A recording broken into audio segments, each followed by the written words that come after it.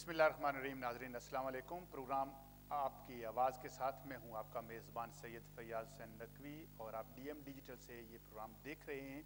आपकी आवाज़, आपकी आवाज़ एक ख़ास अहमियत रखती है।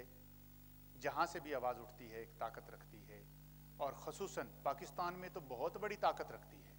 पाकिस्तान में तो एक आवाज़ नहीं, आवाज़ें उठती हैं। एक दौर हुआ करता था कि वहाँ पर सियासी अखाड़ा इतना गर्म नहीं था। अब तो सियासत इस तरह आम हुई है कि गली गली, घर घर, नगर नगर सिर्फ सियासत ही सियासत होती है। अब तो कोई ठेले वाला हो या बिजनेसमैन, कोई सियासतदान हो या चरवाहा, रेडी लगा रहा हो या कोई, उसका सबसे अहम काम सियासत है। पाकिस्तानी सियासत, पाकिस्तानी सियासत दुनिया में बिल्कुल एक अनोखी चीज़ है और जिसकी कोई मिसाल नहीं मिलती। गो के इसकी तारीख भी इतनी अजीब सी है। कभी ये सियासत सियासतदानों ने की और कभी पाकिस्तान की सियासत हुक्मरानों ने की, और एक नई सिफ्त सियासत की जो जागीरदारों ने की, और फिर उस पर जुल्म के कुछ आर्मी के करिंदों ने और एस्टेब्लिशमेंट ने की। सियासत यहीं पर रुक जाती तो कोई बात नहीं थी। हमारी तो एजेंसियां भी सियासत करती हैं। स्कूलों में सियासत का पढ़ाया जाना कोई इतनी बात नहीं है। वहां तो खेलों में भी सियासत है, मैदान में सियासत, और तो क्या जंग में भी सियासत। पाकिस्तान की सियासत का हाल बहुत बुरा है, या ये कहा जाए कि पाकिस्तान की सियासत बहुत अच्छी हो गई है कि पाकिस्तान के हर ज़ई शऊर आदमी को पाकिस्तानी सियासत ने इतना सियासी मैदान में सरगर्म कर दिया है कि कोई भी इंसान वहां का तालीम से तो आरी हो सकता है, काम से मुबर्रा हो सकता है, खानदान से अलग हो सकता है, हर चीज से अलग हो सकता है, दीन से अलग हो सकता है, लेकिन सियासत से अलग नहीं है। इस तरह की सियासत उनको पता हो या ना पता हो, जानते हों या ना जानते हों, लड़ाई झगड़े पर उतर आते हैं। और मजे की बात यह है कि बड़े बड़े सियासतदान आपस में बैठकर अंदर ही अंदर इत्तेहाद, इत्तेफाक, अमन, सुकून, आइंदा 10, 15 या 20 साल की बात सोचते हैं। लेकिन उनके जानने वाले, मानने वाले, सड़कों पर बात करने वाले हर जगह पर झगड़ते हुए दिखाई देते हैं और हर जगह पर लड़ते हुए दिखाई देते हैं। ख्वाह वो मजहबी सियासी पार्टी हो या एक सियासी ही पार्टी हो, हमारी सियासी पार्टियां हर एक में सरायत कर चुकी हैं। और इन सियासी पार्टियों के बारे में अगर कहा जाए तो ये कम नहीं है कि हर जगह पर सियासत की जाती है, लेकिन सियासत जिस लिए की जाती है उस तरफ कोई तवज्जो नहीं देता। सियासत के अगर लफ्जी मानी देखे जाएं तो सियासत नाम है मुल्की इंतजामात को चलाने का, या आज के दौर में जो इसकी तारीफ की जाती है वो सियासत ये है कि मुख्तलिफ नजरियात की बिना पर जो सोचे हों उनको लाकर मिलाकर एक टेबल पे बिठाकर अच्छा, मजबूत, खूबसूरत फैसला मुल्की मफादात में कर दिया जाए। वैसे पाकिस्तानी सियासत को अगर गौर से देखा जाए तो बड़े मजे की बात यह है कि सियासत की तारीफ में जुल्म, तशद्दुद, बर्बरियत, लड़ाई, झगड़ा भी आता है। मेरा ख्याल जो पाकिस्तान की सियासत है उसमें यही कुछ मानी यूज किए जाते हैं। पहले वाले मानी हमारे पाकिस्तानी सियासत में हम इस्तेमाल नहीं करते। क्यों? इसकी क्या वजह है कि हम मुल्क बनाने की बजाय मुल्क बिगाड़ने पर लगे रहते हैं? ये जवाब हम तो नहीं दे सकते, लेकिन पाकिस्तानी सियासतदान देंगे। पाकिस्तानी सियासतदान अपनी अपनी दुकानें चमकाने लिए मुल्क में तो हर किस्म की सियासी खेल खेलते हैं, लेकिन दियारे गैर में बैठे हुए पढ़े लिखे और वो लोग जो अपने मुल्क की खिदमत करना चाहते हैं, जो अपने मुल्क के बारे में एक अच्छी सोच रखते हैं, जो अपने मुल्क को बनाने के लिए मुख्तलिफ सियासी पार्टियों से इत्तेहाद और इत्तेफाक की भी बात करते हैं और यहाँ के निज़ाम को वहाँ पर ले जाकर उसी सीरत पर चलाना चाहते हैं ताकि हमारा मुल्क एक सिरे से लेकर दूसरे सिरे तक तरक्की कर जाए। اس میں بیرون ممالک بسنے والے لوگوں کا بہت اہم ہاتھ ہے. اور یہاں پر جیسے کہ یہاں پر ہمارے بچے برطانیہ کی سیاست میں حصہ لیتے ہیں، برطانیہ میں بسنے والے پاکستانی سیاست میں بہت اہم کردار ادا کرتے ہیں. حتی الامکان اتنا اہم کردار ادا کرتے ہیں کہ پاکستانی کوئی سیاستدان اس وقت تک خوبصورت طریقے سے کامیاب نہیں ہو سکتا جب تک برطانیہ کی دھرتی سے اس کو آشیرواد یا اس کے سر پہ ہاتھ نہ رکھا جائے. تو وہ رکھنے والے کون ہوتے ہیں؟ یہاں کے لوگ. یہاں کے لوگ ان کو کیا دیتے ہیں؟ صرف مشورے یا مالی معاونت بھی کرتے ہیں. یہ سارے کا سارا کھیل سیاست کا ہے اور اس کا جواب سیاستدان دیں گے. آج ہمارے پینل میں جو اس وقت ہمارے ساتھ لوگ موجود ہیں ان میں میں تعارف کرواؤں گا. سیاسی طور پر اس وقت پاکستان میں ایک بہت ابھرتی ہوئی پارٹی پی ٹی آئی اور شیفیلڈ کے کوارڈینیٹر جو ہیں یہاں پر ڈاکٹر احتشام الحق ہمارے ساتھ موجود ہیں. ہم ان کا خیر مقدم کرتے ہیں. السلام علیکم. اور ان کے ساتھ پاکستان کے اندر ہمارا ایک اہم جز کشمیر ہے. کشمیر کی سیاست، وہاں کی ضروریات اور وہاں کے مفادات اور وہاں کی بات کے لیے ہمارے ساتھ جو اس وقت موجود ہیں منور خان صاحب، میں ان کو بھی خیر مقدم کرتا ہوں کہ وہ یہاں پر ہمارے ساتھ اس پینل میں تشریف لائیں. ہمارے پینل میں جو دوسرے دو شخصیات موجود ہیں ان کا تعارف میں کروا دیتا ہوں. ہمارے ساتھ ایم ایم اے کے ایک صاحب سیاستدان مولانا امیر عبداللہ نیازی صاحب موجود ہیں، جنہوں نے پچھلے الیکشن میں ایک دفعہ حصہ لیا اور ڈاکٹر شیر افون کے مقابلے میں انہوں نے الیکشن لڑا. 18,000 ووٹ حاصل کیے اور 18,000 ووٹ حاصل کرنے کے بعد گو کہ کامیاب تو نہیں ہو سکے، لیکن ایم این اے کی سیٹ پر الیکشن لڑا اور ایم ایم اے کی جانب سے اس وقت ہمارے ساتھ موجود ہیں. ہم ان کا خیر مقدم کرتے ہیں اور شکریہ ادا کرتے ہیں کہ وہ تشریف لائے. پاکستان میں اس وقت ایک اہم پارٹی جو حکمران پارٹی کے بعد بڑی مضبوط اور منظم پارٹی سمجھی جاتی ہے اور اپنے آپ کو کہتے ہیں کہ ہم ملک میں تبدیلی لانے والے اور ملک کو تبدیل کرنے والے ہم ہی ہیں. جی ہاں بالکل، نون لیگ کے شیفیلڈ کے جنرل سیکرٹری قیوم صاحب ہمارے ساتھ ہیں. ہم ان کا بھی خیر مقدم کرتے ہیں. تھینک یو پینل میں تشریف لانے کا. ناظرین، ہمارے ساتھ یہ ہستیاں ہیں. میں سب سے پہلے مولانا صاحب کی طرف سے آؤں گا اور یہ پوچھوں گا کہ قبلہ پاکستان میں سیاست کیا ہو رہی ہے اور پاکستان میں سیاست کا حال کیا ہے اور پاکستان کی سیاست کس طرف جا رہی ہے؟ علماء بھی سیاست میں ہیں، شرفاء بھی سیاست میں ہیں، زرداری صاحب بھی سیاست میں ہیں، میاں صاحب بھی سیاست میں ہیں، عمران خان بھی تشریف لا چکے ہیں اور بہت سی سیاسی پارٹیاں خصوصاً ایم کیو ایم اور دوسری پارٹیاں بھی موجود مارز وجود ہیں وہاں پاکستان میں. اور اس وقت جو سیاست ہے اس کا رخ کس طرف جا رہا ہے؟ بسم اللہ الرحمن الرحیم. سب سے پہلے میں اللہ تعالیٰ کے نام سے شروع کر رہا ہوں اور حمد و ثنا کے بعد شاہ صاحب میں آپ کا مشکور ہوں کہ آپ نے اس انٹرنیشنل سٹیج پر اور فورم پر ہمیں زحمت دی. اللہ تعالیٰ آپ کو اس اجر عظیم عطا فرمائے. علامہ اقبال نے خوب کہا تھا کہ جدا ہو دین سیاست سے تو رہ جاتی ہے چنگ زیب. بعض لوگ سیاست جھوٹ اور دغا بازی کا نام اسے دیتے ہیں، جس طرح آپ نے اس کی معنی تو بتا دی ہے. میرے آقا و مولا صلی اللہ تعالیٰ علیہ وسلم نے اپنا سیاسی سفر مکہ پاک سے شروع کیا اور اس کو جمعیت کی شکل مدینہ پاک میں دی. اور آپ کو علم ہوگا کہ سورہ المنافقون پوری نازل ہوئی، منافقوں کو بڑی جیلس ہوئی اور سرکار کو اللہ پاک نے متنبع بھی کر دیا تھا. حضرت عمر فاروق نے عبداللہ بن ابی کو قتل کرنے کے لیے کئی دفعہ خواہش کا اظہار کیا. تو میرے آقا و مولا صلی اللہ علیہ وسلم نے ارشاد فرمایا کہ میں قرآن بھی جانتا ہوں اور میں خدا کا آخری پیغمبر ہوں.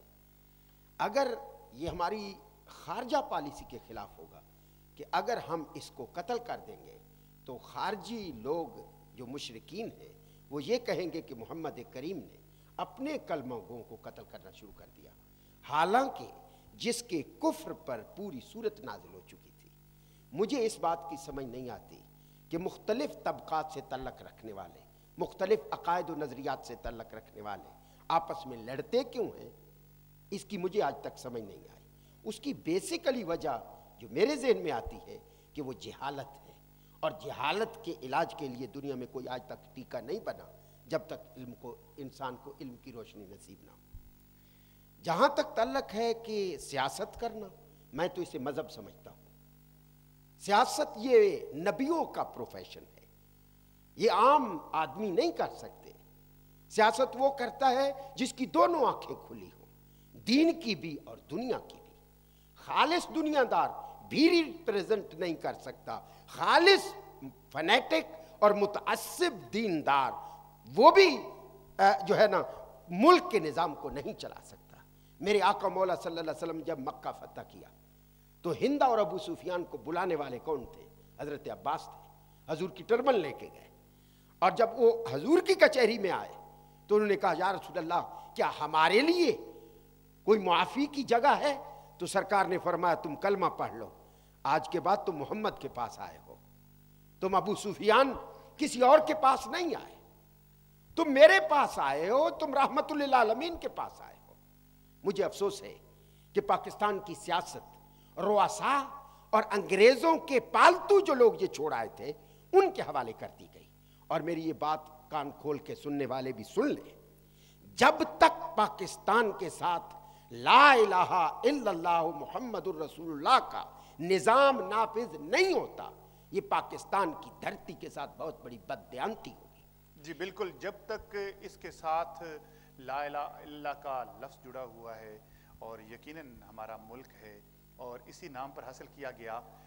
میں قیوم صاحب کی طرف جاؤں گا کہ نون لیگ کا بھی ایک موقف ہے اپنا، اور اس میں ان کا جو موقف ہے وہ بھی یہی کہتے ہیں کہ ہم بھی دین اسلام اور دین معرفت ضیاء صاحب سے لے کے آج تک وہ دین اور اسلام کو شامل کرتے ہوئے سیاست کر رہے ہیں۔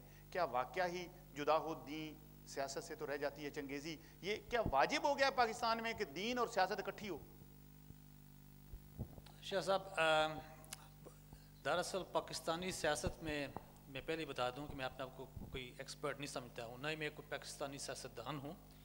میں ایک پاکستانی سیاست پارٹی کا ممبر ہوں، اور اس ملک میں جو ان کا سٹرکچر ہے، اس کا جو لوکل برانچ ہے، اس کے برانچ کی جو جنرل سیکرٹری کی حیثیت میں خدمت پیش کر رہا ہوں۔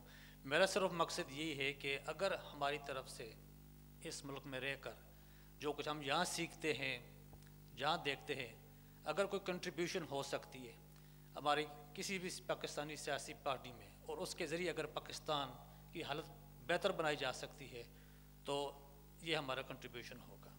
تو اس لیے میں تو کہتا ہوں کہ یہ جو ابھی مولانا صاحب نے بہت اچھی باتیں کی ہیں، تو میرے خیال کے مطابق جو پاکستانی سیاست ہے وہ ابھی تک بھی بہت ہی انیشل ڈیولپمنٹل سٹیجز میں ہے۔ کوئی ابھی تقریباً 60 سال ہو چکے ہیں، پاکستان بن چکا ہے، لیکن ابھی تک میرا خیال ہے کہ بہت عرصے تک ہمیں اس مقام تک پہنچنا ہے جو دوسرے ملک پہنچ چکے ہیں، تو ہماری سیاست ابھی تک بہت پیچھے ہے۔ ہماری سیاست، اس میں کوئی شک نہیں ہے کہ بہت پیچھے ہے۔ ہماری سیاست، ہمیں اپنی ملک کی سیاست کی طرف غور کرنا ہوگا کہ ہمارے ملک کی سیاست بہت پیچھے جا رہی ہے، لیکن یہ علماء بھی سیاست میں ہیں، اور جیسے کہ کہا جاتا ہے کہ بہت بڑے ڈکٹیٹروں کے جتنے بھی پیدا کردہ لوگ ہیں وہ اس میں ہیں۔ آج ایک نئی پارٹی آئی ہے، پی ٹی آئی کے نام سے ابھری ہے، بنے ہوئے تو اسے 15-20 سال ہو گئے ہیں، لیکن آج وہ تھوڑی سی ایکٹیو نظر آتی ہے۔ تو میں ڈاکٹر احتشام صاحب سے پوچھوں گا کہ ان کا کیا خیال ہے کہ آج کی جو سیاست ہو رہی ہے وہ کس قسم کی سیاست ہے، کہ کیا واقعی اسے دین اور سیاست اور سب کو ملا کے چلنا ہے؟ بسم اللہ الرحمن الرحیم۔ پہلے تو سب سے پہلے میں علم نیوز کا بڑا شکریہ ادا کرتا ہوں اپنی طرف سے اور شیفیلڈ کے لوگوں کی طرف سے، کہ ہم نے جس طرح آپ نے یہاں پہ ایک ڈیبیٹ کا سلسلہ شروع کیا ہے، یقیناً بہت سارے لوگ اس میں مجھے لگتا ہے انوالو بھی ہوں گے، اور جو لوکل اور جو پاکستان کی سیاست ہے اور کمیونٹی کے لیے بڑی ضروری ہے کہ اس طرح مختلف ایشوز کے اوپر ڈیبیٹ شروع کیا جائے۔ میں سمجھتا ہوں جی کہ ارسطو کا ایک بڑا مشہور قول ہے کہ جب کسی سوسائٹی، کسی ملک کے حالات خراب ہو جائیں تو ہر شخص سیاست میں چلا جاتا ہے سوائے ان کے جو مفاد پرست ہیں یا بزدل ہیں۔ اور میں یہ سمجھتا ہوں جی کہ پاکستان کے حالات جس طرح اور جس طرح مسلسل خراب ہوئے ہیں، اس میں آج ہر شخص کے اوپر یہ فرض ہے کہ وہ سیاست کے اندر اپنا رول پلے کرے، اور اپنے آپ کو یعنی اپنے آپ کو اور کویسچن ریز کرے سارے پولیٹیشینز کے اوپر کہ انہوں نے کیا ڈیلیور کیا اس قوم کو اور وہ کیا ڈیلیور کرنا چاہتے ہیں. میرا اصولی طور پہ جو بات مولانا صاحب نے کی میرا اس سے کوئی اختلاف نہیں ہے. واقعی جدا دین کو سیاست سے جدا کیا ہی نہیں جا سکتا. اسلام جو ہے وہ اتنا ماڈرن اور اتنا پروگریسو ریلیجن ہے کہ اس میں تو ساری چیزیں ہیں اور اس میں سب سے بڑی بات یہ ہے کہ اس میں کوئی کمپلشن نہیں ہے کہ کس طرح آپ نے ملک کا سربراہ چننا ہے. چاروں طرف خلفائے راشدین کو ایک دوسرے سے الگ پروسیس کے تحت چنا گیا کہ اگر آپ ایمانداری سے لوگ چنتے ہیں اور ایمانداری سے لوگوں کو سربراہ بناتے ہیں, آپ جس مرضی پروسیس کے تحت انہیں لے آئیں, انہوں نے ایمانداری سے اگر ڈیلیور کرنا ہے تو وہ ڈیلیور کر لیتے ہیں. اور جب آپ ایمانداری سے لوگوں کو نہیں چنتے ہیں, جو مرضی طریقے اس کا نام خلیفہ رکھ دیں, اس کا نام وزیر اعظم رکھ دیں, اس کا نام صدر رکھ دیں, جو مرضی کریں, اگر ایمانداری شامل نہیں ہے پروسیس کے اندر تو وہ ڈیلیور نہیں کر سکے گا.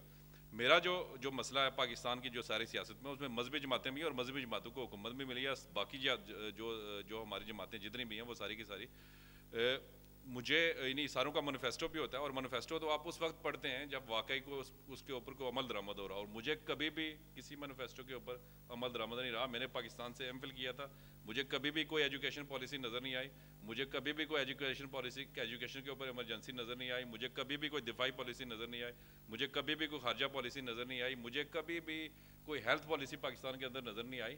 اس کی وجہ بنیادی یہ ہے کہ ہم نے سارا کچھ کہتے تو ہیں, ہم نے کبھی بھی اس بات کے اوپر غور کیا ہی نہیں ہے کہ انسٹیٹیوشن جس وقت تک نہ بنائے جائے اور جس وقت تک گورنمنٹ صرف ایک سپرویژن کا رول نہ پلے کرے اور جس وقت تک ڈے ٹو ڈے معاملات میں پولیس کے اندر مداخلت نہ کی جائے, ہیلتھ کے اندر مداخلت نہ کی جائے, ایجوکیشن کے اندر مداخلت نہ کی جائے, صرف ان کا سپرویژن نہ دی جائے اور جس وقت تک ادارے نہ بنائے جائیں اس وقت تک کام نہیں چلتا ہے. اور یہی بات ہے جس کی وجہ سے میں پی ٹی آئی میں آیا ہوں کہ ہم حکومت تو دیں گے لیکن سپرویژن صرف دیں گے, الگ کریں گے اپنے آپ کو اور نیب بنائیں گے اور انڈیپینڈنٹ ادارے بنائیں گے جو حکومت میں سب سے پہلے حکومت کی کرپشن پکڑیں گے. وہاں سے لوگوں کو جب یہ پتہ چلے گا کہ یہاں پہ کچھ نہیں ہو رہا اور ٹرانسپیرنٹ حکومت ہے تو پھر اس میں غلطیاں ضرور ہوں گی لیکن اس طرح کے بلنڈرز نہیں ہوں گے جس طرح کے ہیں یہاں پہ. تو کوئی ڈائریکشن ہی نہیں, ہر کوئی اپنی ڈائریکشن میں جا رہا ہے اس لیے کہ پالیسی کوئی نہیں. یعنی کہ آپ کہہ رہے ہیں کہ ڈائریکشن نہیں ہے, آپ کی ڈائریکشن جو ہے اس کے اوپر بھی ہم سوال لیں گے. ایک دفعہ ہم جائیں گے منور خان صاحب کی طرف کہ وہ کیا کہتے ہیں کہ کشمیر کے اندر بھی کیا ایسے ہی حالات ہیں جو ایک ہمارا حصہ ہے, ایک ہمارا جز ہے جس کے بغیر ہم کچھ نہیں ہیں. کشمیری حالات اور وہاں کی سیاست بھی بالکل پاکستان سے ملتی جلتی ہے یا یہ وہیں پر یہ لوگ بھی وہاں جا کے سیاست کرتے ہیں؟ بسم اللہ الرحمن الرحیم. شاہ صاحب پہلے تو میں آپ کا شکر گزار ہوں کہ آپ نے اس بڑے خوبصورت پروگرام آپ کی آواز میں مجھے شرکت کی دعوت دی. یقیناً یہ پروگرام انشاءاللہ دور دور تک اچھی آواز بن کر ہماری مخلوق تک پہنچے گا اور اچھا میسج جائے گا. شاہ صاحب آزاد کشمیر کی سیاست پاکستان سے الگ تو ہو ہی نہیں سکتی. ہمارا تقریباً سارا نظام پاکستان سے جڑا ہوا ہے. یہ بالکل سچ ہے کہ پاکستان اور آزاد کشمیر کے اندر بچے کو سیاست سے دلچسپی ہے, ہونی بھی چاہیے. انفارچونیٹلی ہمارے مسائل اتنے بڑھ چکے ہیں کہ سیاست برائے نام رہ گئی ہے. ضرورت اس بات کی ہے شاہ صاحب کہ ہمیں عملاً کام کرنا شروع کرنا پڑیں گے اور سیاست کی گپ شپ تھوڑی سی کم کرنی پڑے گی. بہت کچھ پاسٹ میں وعدے کیے گئے, ڈیلیور کم ہوا. میں نہیں کسی پارٹی پہ تنقید کرنا چاہتا مگر تقریباً ہر بڑی پارٹی کو موقع ملا پاکستان کے اندر. میں نے پاکستان مسلم لیگ نون اس لیے جوائن کی کہ میاں نواز شریف صاحب کی 2 دفعہ جو حکومت پاکستان میں آئی اس میں میں نے دیکھا کہ کافی کچھ ڈیلیور ہوا. عوام بالخصوص غریب عوام کو ریلیف ملی اور ہمارا ملک جو یہاں آج کھڑا ہے یہ حالات تب نہیں تھے اور یہ ممکن ہی نہیں ہے کہ اگر آج بھی پی ایم ایل نون کے 5 سال پورے ہونے جاتے جو کہ پیپل پارٹی کے ہوئے ہیں تو ہم اس شدید حالات میں مبتلا ہوتے.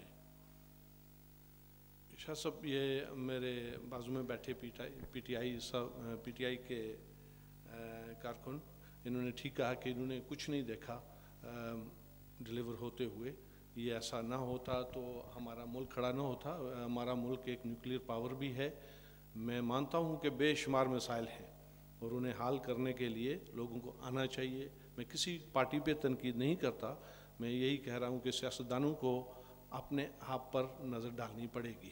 जी, बहुत अच्छी बात है कि मैं ऑडियंस की तरफ भी जाऊंगा सवाल लेने के लिए, लेकिन ये ज़रूर बताना चाहता हूं कि यहाँ पर मौलाना अमीर अब्दुल्ला न्याज़ी साहब ने और कयूम साहब ने जिन अल्फाज को जिक्र किया, तायीद पीटीआई ने भी की। मुल्क के हालात क्या हैं? मुल्क के हालात के ऊपर एक थोड़ा सा जायज़ा, इस्लाम के नाम पर लिया जाने वाला मुल्क, बलूचिस्तान के हालात, हमारे सवात के हालात, ड्रोन हमले, अमेरिका के हमले, पाकिस्तान की अंदरूनी हालत, आपस में कत्लो गारत, और इसके साथ आपस की लड़ाई झगड़े के साथ इंसान कहां पहुंच रहा है।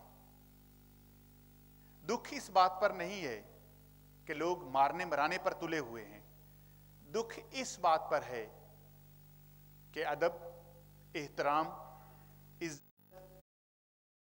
पसंदी तमाम मकातब फिक्र में, मजहबी जमातों में कत्ल के नाम पर मुसलमानों का कत्ल, हत्तुल इम्कान हलालो हराम की तमीज खत्म। पाकिस्तान जैसे उस मुल्क में कि जिसको अल्लाह के नाम पर हासिल किया गया, वहां की तालीम और तरबियत यह है कि मुर्दे कब्रों से निकाले जाएं, उनको खा लिया जाए। ये कौन दर्स दे रहा है? सियासी पार्टियां या उलमा? शिद्दत पसंदी कहां से आ रही है? तालीम की कमी की वजह से। हमें एक बार यह जरूर सोचना होगा कि अगर देखा जाए कि इन सियासी पार्टियों के निशानात क्या हैं, तो किसी का तीर, किसी की तलवार, किसी का शेर। मुझे समझ नहीं आती कि क्यों किसी पार्टी का कोई कबूतर निशान नहीं है, क्यों किसी पार्टी का फूल निशान नहीं है। ताकत दिखावे के लिए है, और फिर जब जुलूस निकाले जाते हैं तो खूबसूरत तरीके से कानून को तोड़ा जाता है। मैं एक बार फिर किबला साहब की तरफ आऊंगा कि क्या मौलाना साहब हमारे मुल्क की सियासत यही रह गई है कि हमने अपनी ताकत दिखानी है कि हर तरीके से कागजों से लेके निशानात तक हमारी ताकत का एक सरापा होना चाहिए? हमारा जो हमने सियासत में पढ़ा था एज ए मुस्लिम कंट्री कि हुक्मरान आला अल्लाह की ज़ात होती है, और जब तक हुक्मरान अपना हुक्मरान आला अल्लाह अपने रब्बुल इज़्ज़त को नहीं समझेंगे, सकून का तसव्वुर आवाम के लिए नामुमकिन तो मैं नहीं कहता, मुश्किल ज़रूर है। शाह साहब, एक आपने और क्वेश्चन भी रेज़ किया, आपकी हर गुफ्तगू का लफ्ज़ एक क्वेश्चन होता है। आपने एक और भी क्वेश्चन रेज़ किया कि कत्लो गारत क्यों है। आप मेरे आका मौला सल्लल्लाहु अलैहि वसल्लम हमारे लिए मॉडल है, हमारे लिए कोई फ़िलासफ़र, कोई दुनिया का दानिश्वर मुस्तफ़ा करीम के जहाँ सोच शुरू होती है वहाँ उनकी इंतहा होती है। मोस्टली फ़िलासफ़रों को मैंने पढ़ा, ज़्यादा उन्होंने हजूर की ज़िंदगी की फ़िलासफ़ी को चोरी किया है। हजूर अलैहिस्सलातु वस्सलाम हमारा मॉडल है। नबी पाक सल्लल्लाहु अलैहि वसल्लम ने पूरी 63 साल ज़िंदगी में किसी एक इंसान को भी कत्ल नहीं किया। बेशक एक आदमी हिटेड हुआ और उससे टे मरा। इसके अलावा आप तारीख उठा सकते हैं, जंगें भी हुई, लेकिन आपने ये दुनिया को साबित किया कि अल्लाह ताकत दे तो ऐसी हो जिसके हिल्म की ये इंतहा है। मैंने जब ये पीपी का हुक्मरान में आना, इनको लाने वाले मियाँ साहबान हैं, इसमें कोई डाउट नहीं है।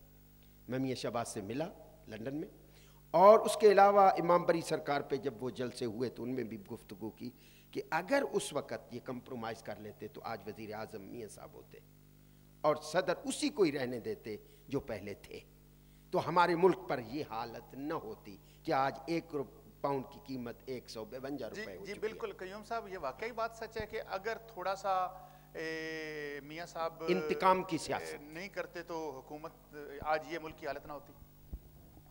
देखिए, ये तो सोचने वाली बात है, हर कोई इंसान अपनी सोच के मुताबिक ही बात करता है।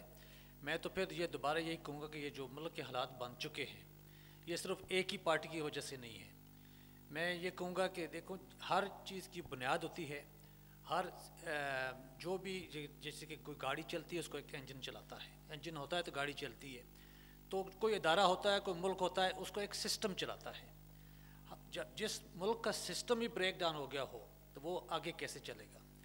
تو میں کہتا ہوں کہ ہمیں واپس بنیادوں پر جانا چاہیے کہ ہماری جو بنیادی سسٹمز ہیں ہمارے ملک میں یا جن کی ضرورت ہے ان کو پہلے دوبارہ قائم کریں اور سسٹم کو صحیح طریقے سے چلایا جائے, تب ملک چلے گا. جی بالکل, ہم ایک سسٹم کو جب تک مضبوط نہیں کریں گے تب تک ملک ترقی نہیں کر سکتا, قوم ترقی نہیں کر سکتی.